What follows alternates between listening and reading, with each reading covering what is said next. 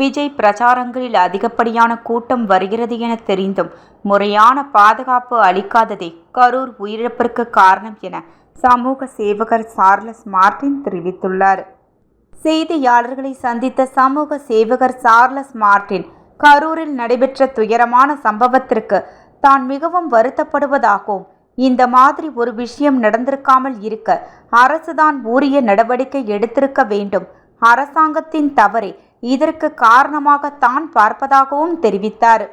மேலும் கடந்த சில மாதங்களுக்கு முன்பு பெங்களூரில் நடைபெற்ற RCB அணியின் IPL கொண்டாட்டத்தின் போது 2.5 லட்சத்திற்கும் மேல் மக்கள் வந்திருந்தார்கள். அதுபோன்ற ஒரு கூட்டத்தை சமாளிக்க முடியாமல் கிட்டத்தட்ட 11 பேர் உயிரிழந்தார்கள். இங்கே 27,000 பேர் வந்ததற்கு இவ்வளவு பெரிய உயிரிழப்பு என்பது ஒரு மன்னிக்கக்கூடிய விஷயம் அல்ல. கரூரில் மின்சாரம் துண்டிக்கப்பட்டதாகவும் காவல்துறை தடியடி நடத்தியதாகவும் சொல்கிறார்கள். மக்கள் உயிர் மிகவும் முக்கியமான ஒரு விஷயம். மக்களுடைய நலன் மற்றும் உயிரை காப்பதற்கே பொது சேவைக்கு வருகின்றோம். ஆனால் அரசியல் நோக்கத்திற்காக இது போன்ற தவறான விஷயங்களை செய்யக்கூடாது.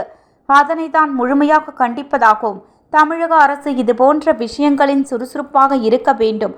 ஒரு விஷயம் நடந்து முடிந்த பிறகு அதனை ஆராய்வதை விட நடப்பதற்கு முன் அதனை தடுக்க நடவடிக்கை எடுக்க வேண்டுமென கேட்டுக்கொண்ட அவர், விஜய் வாரந்தோறும் மக்களை சந்தித்து வருகின்றார். அவருக்கு அதிகப்படியான கூட்டம் வருகிறது என காவல்துறைக்கு தெரிகிறது. தெரிந்த பிறகு அவர்களுடைய பணி மக்களுக்கு பாதுகாப்பு அளிப்பதுதான். ஆனால் அதனை அவர்கள் செய்ய தவறிவிட்டதாகவும் குற்றம் சாட்டிய அவர், இவ்விவகாரத்தை CBI விசாரித்தால்தான் உண்மைகள் வெளிவரும் எனவும் கூறினார். இந்த உயிரிழப்புகள் என்பது யாரும் எதிர்பாராத ஒரு விஷயம் என்றாலும் இதில் உள்ள உண்மை தன்மைகளை ஊடகங்கள் தான் வெளிக்கொண்டு வர வேண்டும். பொதுமக்களுக்கு பாதுகாப்பு கொடுக்க வேண்டியது காவல்துறை மற்றும் அரசனுடைய கடமை. தமிழகத்தில் திமுக ஒரு கூட்டங்களை நடத்தும் போது முறையாக திட்டமிடலோடு நடத்துகிறார்கள்.